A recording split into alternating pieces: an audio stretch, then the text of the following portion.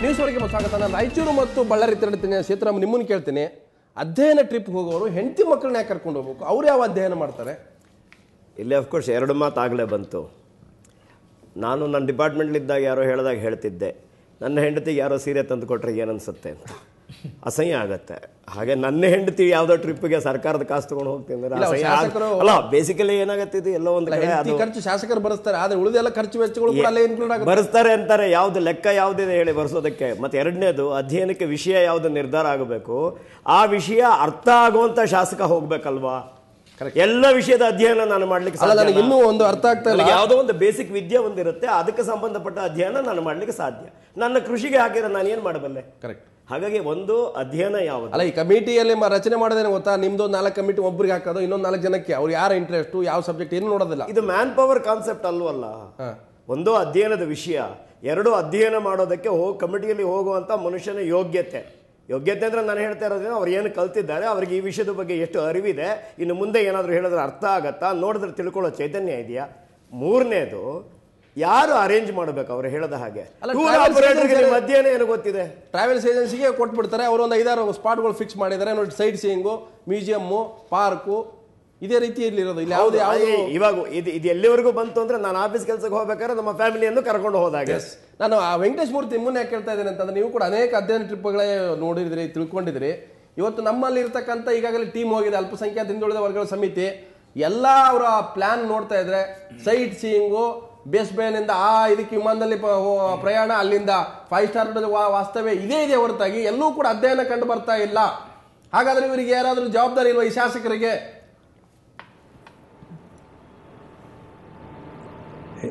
ಹೋಗಾರವ್ರೆ, ನಮ್ಮ ರಾಜ್ಯದ ಅನೇಕ ಶಾಸಕರುಗಳು ಈಗಾಗಲೇ ಹಿಂದೆಲ್ಲ ಪ್ರವಾಸ ಹೋಗಿ ಬಂದಿರೋದನ್ನು ನಾವು ನೋಡಿದ್ದೇವೆ. ಮತ್ತು ನಮ್ಮ ಜಿಲ್ಲೆನಲ್ಲೂ ಕೂಡ ಅನೇಕ ಶಾಸಕರು ಪ್ರವಾಸ ಹೋಗಿ ಬಂದಿದ್ದಾರೆ. ಅವರು ಪ್ರವಾಸ ಹೋಗಿ ಬಂದಂಥವ್ರು ಏನನ್ನ ತಿಳ್ಕೊಂಡು ಬಂದರು ಮತ್ತು ಅದನ್ನ ಏನನ್ನ ಕಾರ್ಯರೂಪಕ್ಕೆ ತಂದರು ಅನ್ನುವಂಥದ್ದು ಬಹಳ ಮುಖ್ಯವಾದಂಥ ವಿಚಾರ. ಇಲ್ಲಿಯ ತನಕ ಯಾವ ಶಾಸಕ ಕೂಡ ಬಹಳ ಒಂದು ಗಂಭೀರವಾಗಿ ಅಧ್ಯಯನ ಮಾಡಿ ಅದನ್ನು ವರದಿ ಕೊಟ್ಟು ಅದನ್ನು ತನ್ನ ಕ್ಷೇತ್ರದಲ್ಲಿ ಕಾರ್ಯರೂಪಕ್ಕೆ ತರುವಂಥದ್ದು ಮತ್ತು ಸರ್ಕಾರದ ಮಟ್ಟದಲ್ಲಿ ಕಾರ್ಯರೂಪಕ್ಕೆ ತರುವಂಥ ಒಂದು ಪ್ರಯತ್ನ ಮಾಡಿದಂಥ ಉದಾಹರಣೆಗಳು ಕಡಿಮೆ ಅಂತಲೇ ಅನಿಸೋದು ನನಗೆ. ಈಗ ನೋಡಿ, ಈಗ ನಮ್ಮ ರೈತರಿಗೆ ಸಂಬಂಧಪಟ್ಟಂಥ ವಿಚಾರ ಹೇಳೋದಾದ್ರೆ, ನನಗೆ BB ಅಶೋಕ್ ಕುಮಾರ್ ಅಂತೇಳಿ ನಮ್ಮ ಪೊಲೀಸ್ ಅಧಿಕಾರಿ, ಅವರು ಸ್ವಿಟ್ಜರ್ಲ್ಯಾಂಡಿಗೆ ಹೋಗಿ ಬಂದಂಥ ಒಂದು ಉದಾಹರಣೆ ಕೊಡ್ತಾ ಇದ್ರು. ಅಲ್ಲಿ ಈ ನಮ್ಮ ಬೇಡಿಕೆ ಮತ್ತು ಪೂರೈಕೆ ನಡುವೆ ಒಂದು ಸಮತೋಲನವನ್ನು ಸಾಧಿಸುವಂಥ ಒಂದು ಬೆಳೆ ಪದ್ಧತಿ ಬಗ್ಗೆ ಅವರು ಬಹಳ ಒಂದು ಒಳ್ಳೆಯ ಮಾತನ್ನ ಅವರು ಅಧ್ಯಯನ ಮಾಡ್ಕೊಂಡು ಬಂದಂಥ ವಿಚಾರವನ್ನು ಹೇಳ್ತಾ ಇದ್ರು. ಆ ಥರ ವಿಚಾರವನ್ನು ಒಬ್ಬನೇ ಒಬ್ಬ ಶಾಸಕ ಇವತ್ತಿನ ತನಕ ನಾನು ಹೇಳಿದ್ದನ್ನು ಕೇಳಲಿಲ್ಲ. ವಿದೇಶಗಳಲ್ಲಿ ಸಾಕಷ್ಟು ತಿಳ್ಕೊಬರುವಂಥ ವಿದೇಶಗಳಲ್ಲಿ ತಿಳ್ಕೊಬಂದಂಥ ವಿಚಾರಗಳು ಕೂಡ ಸಾಕಷ್ಟು ಇರ್ತವೆ, ಇಲ್ಲ ಅಂತಲ್ಲ. ಆದರೆ ಆ ಥರ ನೋಡಿ, ಈಗ ಎಲ್ಲರೂ ಕೂಡ ಸಿಂಗಾಪುರದ ಬಗ್ಗೆ ಮಾತಾಡ್ತಾರೆ, ಎಷ್ಟು ಸ್ವಚ್ಛತೆ ಇದೆ ಅನ್ನೋಂಥ ವಿಚಾರಗಳನ್ನು ಹೇಳ್ತಿರ್ತಾರೆ. ಆದರೆ ನಮ್ಮ ಊರಲ್ಲಿ ಯಾವ ರೀತಿ ಇಟ್ಕೊಂಡಿದ್ದೀವಿ, ನಮ್ಮ ಶಾಸಕರುಗಳು ನಮ್ಮ ಊರುಗಳನ್ನು ಯಾವ ರೀತಿ ಇಟ್ಕೊಂಡಿದ್ದಾರೆ, ನಮ್ಮ ರಸ್ತೆ ಪರಿಸ್ಥಿತಿ ಹೇಗಿದೆ, ನಮ್ಮ ಸ್ವಚ್ಛತೆ ಪರಿಸ್ಥಿತಿ, ನಿಜವಾಗೂ ನಾಚಿಕೆ ಪಡುವಂಥ ಒಂದು ಪರಿಸ್ಥಿತಿಯಲ್ಲಿ ನಾವಿದ್ದೇವೆ. ಈಗ ನಾವು ಅಧ್ಯಯನ ಮಾಡುವಂಥದ್ದಾರೆ ನಮ್ಮ ದೇಶದೊಳಗಡೆ ನೋಡಿ, ಅಣ್ಣಾ ಹಜಾರೆ ಅವರು ಅಭಿವೃದ್ಧಿಗೆ ಒಂದು ಹೊಸ ಮಾರ್ಗವನ್ನು ತೋರಿಸಿದಂಥವ್ರು ಅವರು. ಮತ್ತು ಡಾಕ್ಟರ್ ರಾಜೇಂದ್ರ ಸಿಂಗ್ ಅವರು ರಾಜಸ್ಥಾನದಲ್ಲಿ ಅವರು ಮಾಡಿದಂಥ ಒಂದು ಕ್ರಾಂತಿ ಇದೆಯಲ್ಲ, ಅದು ಅದ್ಭುತವಾದಂಥ ಒಂದು.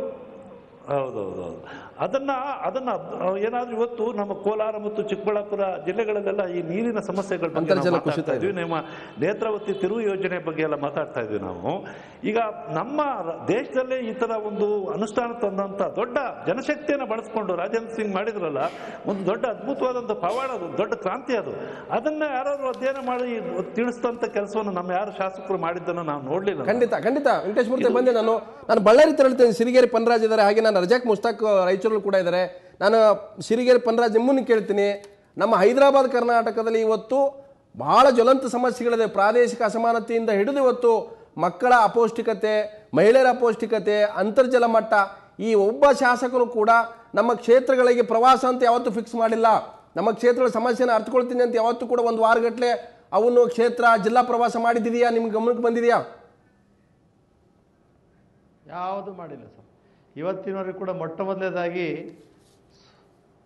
ಸುವರ್ಣ ಚಾನಲ್ಗೆ ನಾನು ಅಭಿನಂದಿಸ್ತೇನೆ. ಯಾಕೆ ಅಂತೇಳಿ, ನಮ್ಮ ದೇಶದಲ್ಲಿ ಕಾನೂನು ಮಾಡುವಲ್ಲಿ ನಾವು ಹೋರಾಟ ಮಾಡ್ತೀವಿ ಹೊರತು ಕಾನೂನು ಯಾವುದೇ ಅದು ಅನುಷ್ಠಾನಕ್ಕೆ ಬರ್ತಾ ಇದೆಯಾ ಅನ್ನುವಂಥ ವಿಷಯದಲ್ಲಿ ಯಾವ ಹೋರಾಟಗಳು ನಡೀತಾ ಇಲ್ಲ. ಅಕೌಂಟಬಿಲಿಟಿ ಇಲ್ಲ ಯಾರಿಗೂ. ಅದೇ ರೀತಿ ಅಕೌಂಟಬಿಲಿಟಿ ಯಾರಿಗೂ ಇಲ್ಲ. ಆದ್ದರಿಂದ ಕಾಸ್ಟ್ ಬೆನಿಫಿಟ್ ಅನಾಲಿಸಿಸ್ ಇಲ್ಲದೆ ಇಂಥ ಯಾವುದೇ ವಿಷಯಗಳು ಕೂಡ ಪ್ರಯೋಜನಕ್ಕಾಗೋದಿಲ್ಲ. ನಮ್ಮ ಶ್ರಮದ ಹಣದಿಂದ ಕಟ್ಟಿದಂಥ ಎಲ್ಲ ತೆರಿಗೆ ಹಣಗಳು ಕೂಡ ಲೂಟಿ ಆಗ್ತದೆ.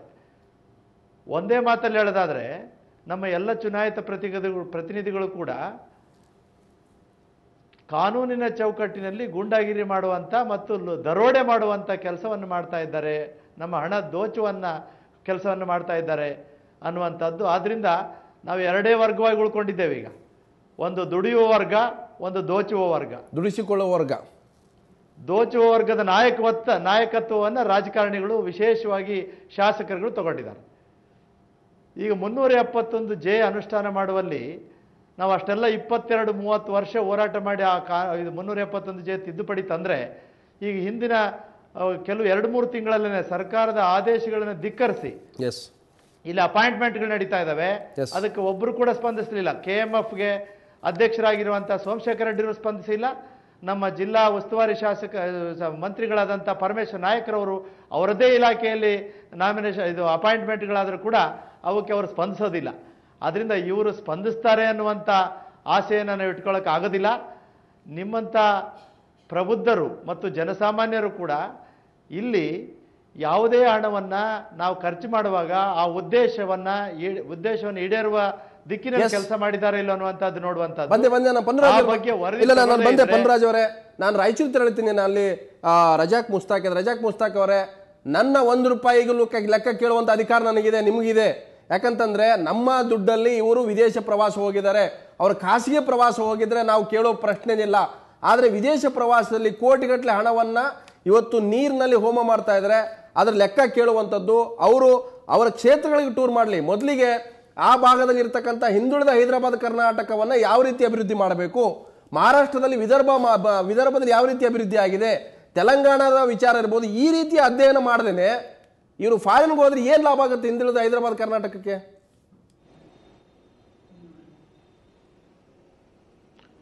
ಇಲ್ಲಿ ಬಹುಮುಖ್ಯವಾದ ಪ್ರಶ್ನೆ ಏನಂದ್ರೆ, ಇಲ್ಲಿಯ ವಾತಾವರಣ ಮತ್ತು ವಿದೇಶಕ್ಕೆ ಇವರೇನು ಹೋಗ್ತಾ ಇದ್ದಾರೆ, ಅಲ್ಲಿಯ ಹವಾಮಾನ ಬೇರೆ, ಅಲ್ಲಿಯ ಇಂಡಸ್ಟ್ರಿ ಬೇರೆ, ಅಲ್ಲಿಯ ಜನಸಂಖ್ಯೆ ಬೇರೆ, ಅಲ್ಲಿಯ ಸಮಸ್ಯೆಗಳೇ ಬೇರೆ ಇದ್ದಾವೆ.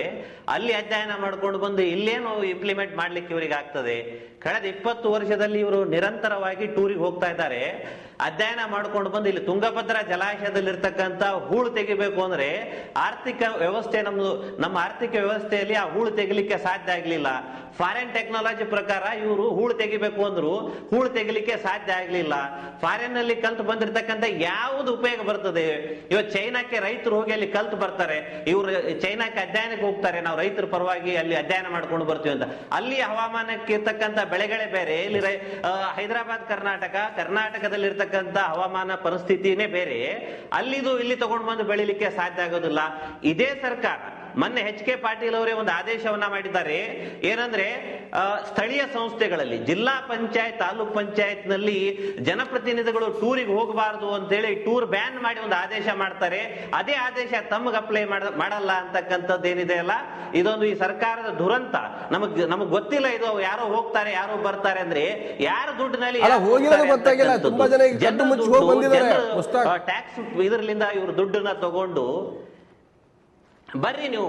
ನಾನ್ ಕೇಳ್ತೇನೆ ಸರ್ಕಾರದ ಎಲ್ಲಾ ಈ ಸಮಿತಿಗಳಿಗೆ ಕೇಳ್ತೇನೆ, ನೀವು ಬರ್ರಿ ಗುಲ್ಬರ್ಗಾ ಜಿಲ್ಲೆಯ ಸೇಡಂ ಚಿಂಚೋಳಿ ತಾಲೂಕಿನ ಕಾಂಚವರಮಿಗೆ ಬರ್ರಿ, ದೇವದುರ್ಗ ತಾಲೂಕಿಗೆ ಬರ್ರಿ, ಇಲ್ಲಿಯ ಸಮಸ್ಯೆಗಳನ್ನ ಅರ್ಥ ಮಾಡಿಕೊಂಡು ಆ ಸಮಸ್ಯೆಗಳಿಗೆ ನೀವು ಪರಿಹಾರ ಕಂಡುಕೊಳ್ತಕ್ಕಂಥ ಕೆಲಸ ಮಾಡ್ರಿ ವಿನ ದೇವದುರ್ಗ ತಾಲೂಕಿಂದ ಸಮಸ್ಯೆ ಚೈನಾದಾಗ ಕಲ್ತು ಬಂದು ಇಲ್ಲಿ ಪರಿಹಾರ ಮಾಡ್ಕೊಳ್ಳಕ್ ಸಾಧ್ಯನಾ? ಕಾಂಚವರಂ ಈ ಪ್ರದೇಶದಲ್ಲಿರ್ತಕ್ಕಂಥ ಸಮಸ್ಯೆನ ನೀವು ಸಿಡ್ನಿಯಲ್ಲಿ ಕಲ್ತು ಬಂದು ಪರಿಹಾರ ಕಂಡುಕೊಳ್ಳಲಿಕ್ಕೆ ಸಾಧ್ಯ ಆಗ್ತದ ಇವರಿಗೆ ಅಂತಕ್ಕಂಥ ಹೋಗ್ತಾ ಇದ್ದಾರೆ. ಮಜಾ ಮಾಡ್ಲಿಕ್ಕೆ ವಾಪಸ್ ಬಂದ ಮೇಲೆ ಅವ್ರ ಬಯೋಡಾಟಾದಲ್ಲಿ ಅವ್ರ ಹೆಸರು ಬರೆಸಲಿಕ್ಕೆ. ಎಸ್ ಸಾಗರ್, ರಜಾಕ್ ಮುಸ್ತಾಕ್ ಬಹಳ ಅದ್ಭುತವಾದಂಥ ವಿಚಾರ ಮತ್ತು ಬಹಳ ಅದಕ್ಕೆ ಅರ್ಥಪೂರ್ಣ. ನಾವು ಹೋಗ್ಬಿಟ್ಟು ಅಮೆರಿಕ ಸಿಡ್ನಿ ನೋಡ್ಕೊಂಡ್ಬಿಟ್ಬಿಟ್ಟು ನಾವು ದೇವದುರ್ಗಕ್ಕೆ ಹೋದ್ರೆ ಇನ್ಯಾವುದೋ ನ್ಯೂಜಿಲೆಂಡ್ಗೆ ಹೋಗುವ ಅಥವಾ ಸ್ವಿಟ್ಜರ್ಲೆಂಡ್ಗೆ ಹೋಗಿ ಬಂದ್ಬಿಟ್ಟು ನಾನು ಚಿಂಚೋಳಿಯಲ್ಲಿ ಇವತ್ತು ಹೆಣ್ಮಕ್ಳು ಮಾರಾಟ ಆಗ್ತಾ ಇದೆ. ಇವತ್ತು ಹೆಣ್ಮಕ್ಳನ್ನ ಇವತ್ತು ಮಾರಾಟ ಮಾಡ್ತಾ ಇದ್ರೆ, ವೇಷವಾಟಿ ತಡುವಂಥ ಪರಿಸ್ಥಿತಿ ಇದೀವಿ. ಅದನ್ನು ಸ್ಟಡಿ ಮಾಡಕ್ಕೆ ನೀವು ಫಾರಿನ್ಗೆ ಹೋಗ್ಬೇಕಾ? ಇಲ್ಲ ಅದೇ ಅವ್ರು ಹೇಳಿದಾಗ ಈಗ ಏನು ಅಂದ್ರೆ ಈಗ ನೋಡಿ ನಮ್ಮ ಮಲೆನಾಡು ಇರ್ಬೋದು ಅಥವಾ ಉತ್ತರ ಕರ್ನಾಟಕ ಈಗ ನಿಮ್ಮ ಮಲೆನಾಡು ತಗೊಂಡ್ರೆ ಕಸ್ತೂರಂಗನ್ ರಿಪೋರ್ಟ್ ಬಗ್ಗೆ ಆಗುವಂತ ಅಪಾಯಗಳ ಬಗ್ಗೆ ಸಾಧಕ ಬಾಧಕ ಚರ್ಚೆ ಮಾಡಿ. ಹೌದು, ಅಡಿಕೆ ಬೆಳೆಗಳ ಬಗ್ಗೆ, ಅಲ್ಲಿಯ ಶ್ರಮಿಕರ ಬಗ್ಗೆ ತುಂಬಾ ಇದೆ. ಯಾಕೆಂದ್ರೆ ಅವರು ಆರಿಸಿ ಬಂದಂತ ಜಾಗದಲ್ಲೇ ಸರಿಯಾಗಿ ವಾಸ ಮಾಡಲ್ಲ. ಇವರು ಪ್ರವಾಸ ಬೇರೆ ದೇಶಕ್ಕೆ ಹೋಗೋದಿದೆಯಲ್ಲ, ಇದೊಂಥರ ಅವಮಾನ. ಇದು ಬರೀ ಮತದಾರರಿಗೆ ಮಾಡುವಂತ ಅವಮಾನ, ನಮಗೆ ಮಾಡುವಂತ ಅವಮಾನ, ಅದು ಇಡೀ ದೇಶಕ್ಕಾಗುವ ಅವಮಾನ. ಇದು ಅವರಿಗೆ ಅಂದ್ರೆ ವ್ಯಾಲ್ಯೂ ಬೇಸ್ಡ್ ಇಲ್ಲೇ ಇಲ್ಲ. ಯಾರು ವ್ಯಾಲ್ಯೂ ಬೇಸ್ಡ್ ಇಲ್ಲೇ ಇಲ್ಲ ನಮ್ಮಲ್ಲಿ. ರಾಜಕಾರಣಿಗಳು ಆಲ್ಮೋಸ್ಟ್ ಅಲ್ಲಿ ಯಾರಿಗೂ ವ್ಯಾಲ್ಯೂ ಬೇಸ್ಡ್ ಇಲ್ಲ. ಅವ್ರಿಗೆ ಆಗಬೇಕಾಗಿರೋದು ಸ್ವಾರ್ಥ ಅಷ್ಟೇ. ಇವತ್ತು ಒಂದು ಮಲೆನಾಡಿನ ಪರಿಸ್ಥಿತಿ ಇರ್ಬೋದು ಅಥವಾ ಒಂದು ಉತ್ತರ ಕರ್ನಾಟಕದ ಪರಿಸ್ಥಿತಿ ಇರ್ಬೋದು, ಪ್ರತಿಯೊಂದು ನಮ್ಮ ಹವಾಮಾನದ ಮೇಲೆ ನಿಂತಿರೋದು. ಅವರು ಹೇಳಿದಾಗೆ, ರಜಾಕ್ ಸಾಹೇಬ್ರು ಹೇಳಿದಾಗೆ, ನಮ್ಮ ಹವಾಮಾನದಲ್ಲಿ ಬದುಕುವ ರೀತಿ ಇದೆಯಲ್ಲ, ಅದಕ್ಕೆ ಬೇಕಾದ ನೀತಿಗಳನ್ನು ಹುಡುಕುವ ಯಾವ ಯೋಗ್ಯತೆಗಳನ್ನು ಇವರು ಕಂಡುಕೊಂಡಿಲ್ಲ. ಇವತ್ತು ಎಜುಕೇಶನ್ ಸಿಸ್ಟಮ್ ಅಂತ ತಗೊಂಡ್ರೆ ಅದರಲ್ಲಿ ಆಗಬೇಕಾಗಿರೋದು ನಾವು ಎಲ್ಲ ಸರಳ. ಅರುಣ್ ಅವರು, ನೀವು ಕೂಡ ಅನೇಕ ವಿದೇಶಗಳು ಹೋಗಿದ್ರಿ. ಇವತ್ತು ರಾಯಚೂರಲ್ಲಿ ಒಬ್ಬ ಶಾಸಕ ಇವತ್ತು ಫಾರಿನ್ಗೆ ಹೋಗಿದ್ದಾನೆ. ಯಾವುದಾದ್ರೂ ಒಂದು ರಾಯಚೂರು ಜಿಲ್ಲೆಯ ಒಂದು ಭಾಗದಲ್ಲಿ ನಾನು ಇಸ್ರೇಲ್ ಮಾದರಿಯ ಒಂದು ಹನಿ ನೀರಾವರಿ ವ್ಯವಸ್ಥೆಯನ್ನು ಜಾರಿಗೊಳಿಸಿದ್ದೀನಿ, ಅಥವಾ ಆಸ್ಟ್ರೇಲಿಯಾ ಮಾದರಿಯ ಒಂದು ಬೆಳೆಯನ್ನು ನಾನು ಬೆಳೀತಾ ಇದ್ದೀನಿ, ಅಥವಾ ಇನ್ನೊಂದು ಮಾದರಿ ರಸ್ತೆಯನ್ನು ನನ್ನ ಕ್ಷೇತ್ರದಲ್ಲಿ ಮಾಡಿ ಅಂತ ಎಲ್ಲಾದ್ರೂ ಇದೆಯಾ? ಒಂದು ಎಕ್ಸಾಂಪಲ್ ಅಲ್ಲಿ ಇಲ್ಲ, ಎಲ್ಲೂ ಸಾಧ್ಯನೇ ಇಲ್ಲ. ಅದೆಲ್ಲ ಸಾಧ್ಯ ಆಗೋದು ಇಲ್ಲ ಅದು. ಯಾಕೆಂದ್ರೆ ಆ ಥರ ಮಾಡ್ಲಿಕ್ಕೆ ಆಗೋದಿಲ್ಲ. ಅಲ್ಲ, ಹೋಗಿರೋ ಜಾಲಿ ಟ್ರಿಪ್ಗೆ ಸ್ಟಡಿಗೆಲ್ಲಿ ಹೋಗಿದ್ದಾರೆ. ಅಲ್ಲ, ನಿಮಗೆ ಇಸ್ರೇಲ್ ಒಬ್ಬ ರಾಯಚೂರಿನ ಇವನು ಇಸ್ರೇಲಿಗೆ ಹೋದ್ರೇನು, ಅವರಿಗೆ ಆಕ್ಚುಲಿ ಅಫ್ಘಾನಿಸ್ತಾನಕ್ಕೆ ಕಳಿಸ್ಬೇಕು. ಅಫ್ಘಾನಿಸ್ತಾನಕ್ಕೆ ಕಳಿಸಿದ್ರೆ ಗೊತ್ತಾಗುತ್ತೆ ಅವರಿಗೆ. ಅವ್ರ ಅಂದ್ರೆ ನಿಜವಾಗ್ಲಿ ಇಂಥವ್ರನ್ನ ನಾನು ಭಯೋತ್ಪಾದಕರು ಅಂತಾನೆ ಕಡೆಯೋಕ್ಕೆ ಇಷ್ಟಪಡ್ತೇನೆ. ಇವರೊಂಥರದ ಭಯೋತ್ಪಾದನೆ.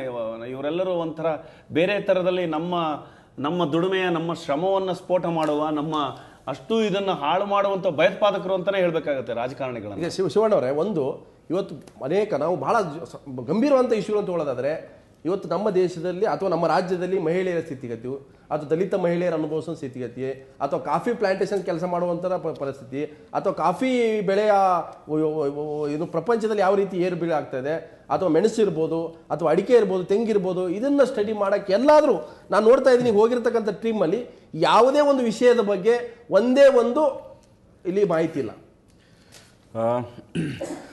ನನಗೆ ಇದು ಒಂದೇನಂತಂದರೆ, ಭಾಳ ಗಂಭೀರವಾದ ವಿಷಯವನ್ನು ಚರ್ಚೆ ಶುರು ಆಗ್ತಾ ಇದೆ. ಭಾಳ ಖುಷಿ ಅನಿಸುತ್ತೆ. ಒಂದು ಕಡೆ ಭಾಳ ಸಂಕಟ ಅನಿಸುತ್ತೆ, ಒಂದು ಕಡೆ ಸಿಟ್ಟು ಬರುತ್ತೆ, ಮತ್ತು ಒಂದು ಕಡೆ ಅವಮಾನ ಅನಿಸುತ್ತೆ. ಯಾಕೆ ಅಂತಂದರೆ, ಇವರೆಲ್ರಿಗೂ ನಾವೇ ಓಟ್ ಹಾಕಿರೋರು. ನಾವೇ ಓಟ್ ಹಾಕಿ ನಮ್ಮ ಮುಖಕ್ಕೆ ಉಕ್ಕಳೋ ಸ್ಥಿತಿ ಆಗ್ತಿದೆ ಈಗ. ಓಟ್ ಹಾಕ್ಬಿಟ್ಟು ನಾವು ಬಾಯಿ ಬಡ್ಕೊಳಂಗಾಗಿದೆ. ಈಗ ಏನಂತಂದರೆ, ಒಂದು ಇಲ್ಲಿ ಈಗ ಕರ್ನಾಟಕಕ್ಕೆ ತಗೊಂಡ್ರೆ ಕಳೆದ ಒಂದು ರಿಪೋರ್ಟ್ ಇದೆ, ನಾನು ಅದೇ ನೋಡ್ತಿದ್ದೆ. ಯಾವ್ಯಾವ ಜಿಲ್ಲೆ ಒಳಗಡೆ ಎಷ್ಟೆಷ್ಟು ಅತಿಯಾಗಿ ಮಳೆ ಆಗಿದೆ ಮತ್ತೆ ಕಡಿಮೆ ಮಳೆ ಎಲ್ಲೆಲ್ಲಾಗಿದೆ ಎಲ್ಲ ಇದೆ, ರಿಪೋರ್ಟ್ಗಳಿದೆ, ಎಲ್ಲ ಇದಾಗ್ತಿದೆ. ಈ MLAಗಳಿಗೆ ಯಾರಾದ್ರೂ ಒಬ್ರು ಮಿನಿಮಮ್ ಕರ್ಟಸಿಗಾರಾಗ್ಲಿ ಅಥವಾ ಬೇರೆ ಏನಾದ್ರು ನನ್ಗೆ ಓಟ್ ಹಾಕಿದರೆ ಅನ್ನೋ ಕನ್ಸರ್ನ್ ಇದೆಯಾ ಇವರಿಗೆ ಅಂತ ಆಶ್ಚರ್ಯ ಅನ್ಸುತ್ತೆ. ಯಾರಿಗೂ ಇಲ್ಲ. ಯಾಕೆ ಅಂತಂದ್ರೆ, ಇದ್ದಿದ್ರೆ ಈ ಕೊಡಗು ಆಗಲಿ ಮತ್ತು ಉತ್ತರ ಕನ್ನಡ ಆಗಲಿ, ಚಿಕ್ಕಮಂಗ್ಳೂರು, ಈ ಕಡೆ ಎಲ್ಲ ಎಕ್ಸಸ್ ಮಳೆ ಆಗಿದೆ. ರಿಪೋರ್ಟ್ 51 ತಾಲೂಕು ಒಳಗಡೆ ಬರಗಾಲ, ರೈನ್ ರಿಚ್ ಕರ್ನಾಟಕ ಅಂತಿದೆ, ರೈನ್ ರಿಚ್ ಅಂದರೆ ಅತಿಯಾಗಿ ಮಳೆ ಆಗಿದೆ. ಮತ್ತು ರಾಮನಗರ, ಈ ಕಡೆ ಧಾರವಾಡ ಮತ್ತು ತುಮಕೂರು ಕಡೆ ಕಡಿಮೆ ಮಳೆ ಆಗಿದೆ. ಅಂದರೆ ಎರಡು ಥರದ್ದು ವೈರುಧ್ಯಗಳು ನಾವು ನೋಡ್ತೀವಿ. ಒಂದು ಕಡೆ ಜಾಸ್ತಿ ಮಳೆಯಿಂದ ಜನ ಸಾಯ್ತಿದ್ದಾರೆ, ಒಂದು ಕಡೆ ಮಳೆಯಿಂದ ಜನ ಸಾಯ್ತಿದ್ದಾರೆ. ಮತ್ತು ಆನೆಗಳು ನೋಡ್ರಿ, ಆನೆಗಳು ಇಡೀ ಎಲ್ಲ ರೈತರು ಬೆಳೆದಿರೋ ಬೆಳೆಗಳನ್ನ ಶಾಸಕರು ಸೇರಿ ಸಭೆ ಮಾಡಿದೆ. ಎರಡನೇದು, ಹುಲಿ ಕಾಡೆಲ್ಲ ನಾಶ ಮಾಡ್ತಿದ್ದಾರೆ ಇವರು. ಹುಲಿಗಳಿಗೆ ತಿನ್ನಕ್ಕೆ ಏನು ಸಿಗದೆ ಜನಗಳನ್ನ ತಿನ್ನಕ್ಕೆ ಶುರು ಮಾಡಿದ್ದಾರೆ. ಇವ್ರು ನಿಜವಾಗ್ಲೂ ಜನರ ಮೇಲೆ ಕಾಳಜಿ ಇದ್ರೆ, ಸಂವಿಧಾನದ ಮೇಲೆ ಗೌರವ ಇದ್ರೆ, ಇವ್ರಿಗೆ ಜನರು ಮತದಾರರ ಮೇಲೆ ಗೌರವ ಇದ್ರೆ, ಪ್ರೀತಿ ಇದ್ರೆ, ಇವರು ಜನರು ಸಮಸ್ಯೆನ ಹಳ್ಳಿಗಳಿಗೆ ಹೋಗಿ ಮತ್ತು ಅಲ್ಲಿ ಸಾಹಿತಿಗಳಿದ್ದಾರೆ, ಪತ್ರಕರ್ತರಿದ್ದಾರೆ, ಅಲ್ಲಿ ರೈತರಿದ್ದಾರೆ, ಎಲ್ಲ ತರದ ಮುಖಂಡರುಗಳಿದ್ದಾರೆ. ಅವ್ರನ್ನೊಂದು ಕಮಿಟಿಗಳನ್ನ ಮಾಡಿ ನಿಮ್ಮ ಸಮಸ್ಯೆಗಳಿಗೆ ಪರಿಹಾರನ ಹುಡುಕಿ, ನಾವು ಸರ್ಕಾರದಿಂದ ಬರಬೇಕು. ಇವ್ರು ಅದು ಏನಂತಂದ್ರೆ, ಜನರು ಹೆಂಗಿದೆ ಅಂತಂದ್ರೆ, ಒಂದು ಮಾತಿದೆ, ಇದು ನಾವು ಓಟ್ ಮಾರ್ಕೊಳ್ಳೋ ಜನ ಇದ್ರೆ ದೇಶ ಮಾರ್ಕೊಳ್ಳೋ ಜನಪ್ರತಿನಿಧಿಗಳು ಸೃಷ್ಟಿ ಆಗ್ತಾರೆ ಅಂತೇಳಿ. ನಾವೀಗ ಏನ್ ಮಾಡ್ತಾ ಇದೀವಿ, ನಮಗೂ ಕೂಡ ಕಾಮನ್ ಸೆನ್ಸ್ ಬೇಕಾಗುತ್ತೆ. ನಾವು ಓಟ್ ಹಾಕುವಾಗ ಯಾರಿಗೆ ಹಾಕ್ತಿವಿ, ಇದು ಈಗ ಹೋಲ್ಯಾಂಡ್ ಸೋಲ್ ಹೆಂಗಾಗಿದೆ ಅನ್ಕೊಂಡ್ರಿ, ಯಾರನ್ನ ಒಳ್ಳೆಯವ್ರಂತ ಗುರುತು ಹಚ್ತೀರಿ ಹೇಳ್ರಿ. ಈ ಕಳ್ಳ ಅಂದ್ರೆ ಆ ಕಳ್ಳ, ಆ ಕಳ್ಳ ಅಂದ್ರೆ ಈ ಕಳ್ಳ. ನಿಮ್ಮನ್ನು ಕೇಳ್ತೀನಿ, ನಿಮ್ ತಂದೆ ನಿಮ್ಗೆ 50 ರೂಪಾಯಿ ಖರ್ಚು ಕೊಡ್ತಾರೆ, ನೀವು ನಿಮ್ ತಂದೆ ಮನೆಗೆ ಹೋದ್ಮೇಲೆ ನಿಮ್ಗೆ ಖರ್ಚಿದ ಲೆಕ್ಕ ಕೇಳ್ತಾನೆ, ಹಾಗೆ ನಾವು ಶಾಸಕರ ಲೆಕ್ಕ ಕೇಳಬೇಕು ಅಂತ. ಈಗ ಅದೇ, ಆದ್ರೆ ಪ್ರಾಬ್ಲಮ್ ಏನಾಗ್ತಿರೋದಂದ್ರೆ, ಜನರಿಗೆ ಇದು ನಾವು ಈ ಫೆಸಿಲಿಟಿ RTI ಎಲ್ಲ ಇದೆ, ಇದು ನಾವೇನಾದ್ರೂ ಹೊರಗಡೆ ಬಂದು ಕೇಳಬೇಕು ಅನ್ನೋದನ್ನು, ಅದ್ರ ಅವೇರ್ನೆಸ್ ತುಂಬಾ ಕಡಿಮೆ ಇದೆ. ನಮಗಿಲ್ಲಿ ಟ್ರಾನ್ಸ್ಪರೆನ್ಸಿ ಇಲ್ಲ, ಅದ್ರ ಬಗ್ಗೆ ಯಾರು ಜನರು ಥಿಂಕು ಮಾಡಲ್ಲ. ನಮ್ಗೆ ಟ್ರಾನ್ಸ್ಪರೆನ್ಸಿ ಬೇಕು ಅಂತ ರೋಡ್ ಬಂದು ನಾವು ಬೇಕು ಅಂತ ಕೇಳೋರಿಲ್ಲ. ನಮಗೀಗ ಆಕ್ಚುಲಿ ಡೆಲ್ಲಿಯಲ್ಲಿ ಏನಿವಾಗ ಆಮ್ ಆದ್ಮಿ ಪಾರ್ಟಿ ಸರ್ಕಾರ ಬಂತು, ಆ ಥರ ಪ್ರತಿಯೊಬ್ಬರು ಕ್ಯಾಂಡಿಡೇಟ್ಸ್ ಬಗ್ಗೆನೂ ಅವ್ರು ರಿಪೋರ್ಟ್ಸ್ ಕೊಡ್ತಾರೆ, ಅದ್ರ ಬಗ್ಗೆ ಯಾರ ಬಗ್ಗೆ ಏನಾದರೂ ನೀವು ಎನ್ಕ್ವೈರಿ ಮಾಡುವಂಥ ಇದು ಕೊಡ್ತಾರೆ, ಅವ್ರಿಗೆ ಆಪ್ಷನ್ ಕೊಡ್ತಾರೆ, ಜನರಿಗೂ ಕೊಡ್ತಾರೆ, ಎಲ್ಲರಿಗೂ ಗೌರ್ಮೆಂಟ್ಗೂ ಕೊಡ್ತಾರೆ. ಆ ಥರ ನಮ್ಗೆ ಒಳ್ಳೆ ಪಾರ್ಟಿ ಬೇಕಾಗಿದೆ. ಈಗ ಈಗಂತೂ ನಾವು ಮಿಸ್ಟೇಕ್ ಮಾಡ್ಬಿಟ್ಟಿದ್ದೀವಿ, ಇಂಥವ್ರನ್ನ ಚೂಸ್ ಮಾಡಿದ್ದೀವಿ, ಮತ್ತೆ ಇಂಥವ್ರೆ ಮತ್ತೆ ನೆಕ್ಸ್ಟ್ ಟೈಮ್ ನಿಂತ್ಕೋತಾರೆ, ನಾವು ಮತ್ತೆ ಇಂಥವ್ರನ್ನ ಚೂಸ್ ಮಾಡ್ತೀವಿ. ಈಗಾದರೂ ಜನರು ಹೊರಗಡೆ ಬರಬೇಕು, ಇದನ್ನ ನೋಡಿಕೊಂಡು ನೆಕ್ಸ್ಟ್ ಟೈಮ್ ನಾವು ಯಾರಿಗೆ ವೋಟ್ ಮಾಡ್ತಿದೀವಿ, ಆ ಕ್ಯಾಂಡಿಡೇಟ್ ಏನು, ಅವ್ರು ಏನ್ ಮಾಡಿದ್ದಾರೆ ಅದ್ರನ್ನೆಲ್ಲ ಹೇಳ್ಕೊಂಡು ಆಯ್ಕೆ ಮಾಡ್ತಾನೆ ಬಂದಿರೋದು ಎಲ್ಲರೂ ಕೂಡ. ಇವ್ರು ಸರಿ ಇಲ್ಲ ರೀ ಸರಿ ಅಂತ ನೆಕ್ಸ್ಟ್ ಟೈಮ್ ಮತ್ತೆ ಬರ್ತಾರೆ.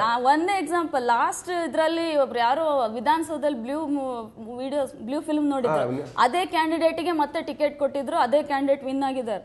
So what's the point?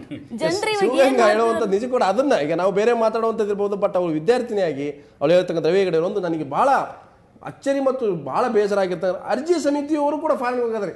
ಅರ್ಜಿ ಸಮಿತಿ ಫಾರಿನ್ಗೆ ಹೋಗಿ ಏನು ಸ್ಟಡಿ ಮಾಡ್ತಾರೆ? ಕೈಗಾರಿಕೆ ಸಮಿತಿಯೋ ಅಥವಾ ಅಂದಾಜು ಸಮಿತಿ ಇವೆಲ್ಲ ಏನು ಹೋಗ್ತಂಗೆ ಅರ್ಥ ಆಗ್ತಾ ಇಲ್ಲ ಅರ್ಜಿ ಸಮಿತಿಯವರು.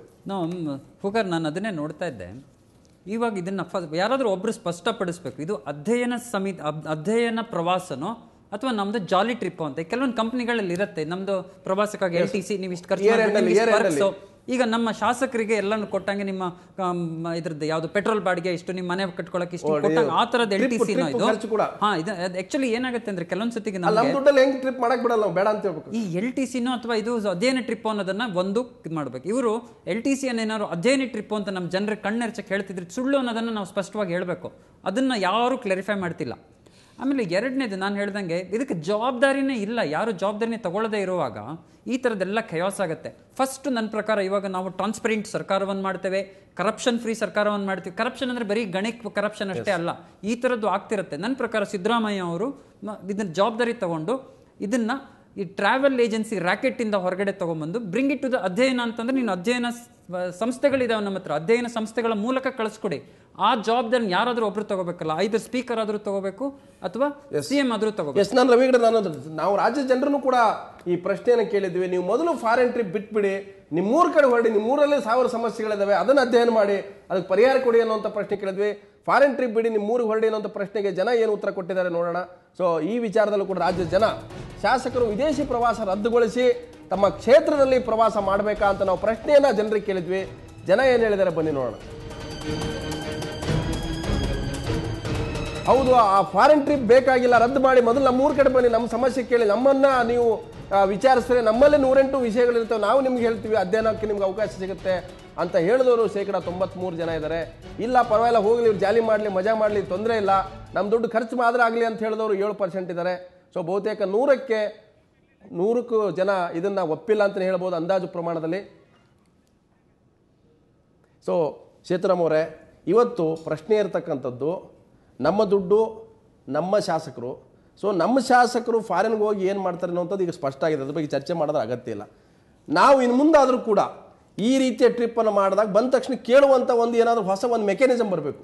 ನೀನು ಏನು ಮಾಡ್ತೀಯಪ್ಪ, ನೀನು ಏನು ಮಾಡಿಸ್ತೀಯ, ನೀನು ಯಾವ ಕಾನೂನು ತರ್ತೀಯ, ಯಾವ ರೂಲ್ಸ್ ಮಾಡ್ತೀಯ, ಒಂದು ಆ ಮೆಕ್ಯಾನಿಸಮ್ ಬರಬೇಕು ಅನ್ನೋದು ಒಂದು. ಅದರ ಪ್ರತಿ ಚುನಾವಣೆಯಲ್ಲೂ ಇವರೇ ಗೆದ್ದು ಬರ್ತಾ ಇದ್ರೆ ನೀವು ಯಾವುದೇ ಮೆಕ್ಯಾನಿಸಮ್ ತಂದರೂ ಅಕೌಂಟಬಿಲಿಟಿ ಕೊಡೋದಕ್ಕಾಗಲ್ಲ. ಏನಂದರೆ ಈಗ ಬರೋ ಚುನಾವಣೆಯಲ್ಲಿ ಕೊನೆಯದೊಂದು ಆಪ್ಷನ್ ಇದೆ, ಇಲ್ಲಿ ನಿಂತಹ ಯಾವ ಅಭ್ಯರ್ಥಿಯು ನಮ್ಮ ದೃಷ್ಟಿಯಲ್ಲಿ ಯೋಗ್ಯ ಅಲ್ಲ ಅನ್ನೋ ಆಪ್ಷನ್ ಇದೆಯಲ್ಲ, ಅದನ್ನು ಆರಿಸ್ಕೊಳ್ಳೋಕೆ ಪ್ರಯತ್ನ ಪಡ್ತೀವ. ಇಷ್ಟು ದಿನ ಹೇಳ್ತಿದ್ವಿ ಇವ್ರು ಬಿಟ್ರೆ ಅವ್ರು ಸಾರ, ಅವ್ರು ಬಿಟ್ರೆ ಇವರು ಸಾರ, ಎಲ್ಲರೂ ಒಂದೇ. ಎಲ್ಲಿಗೆ ಬಂದು ಕೂತಿದೆ ಅಂದರೆ ಈ ಪಕ್ಷ ಆಳ್ತಾ ಇದೆ, ಇನ್ನೊಂದು ವಿರೋಧ ಪಕ್ಷದಲ್ಲಿದೆ.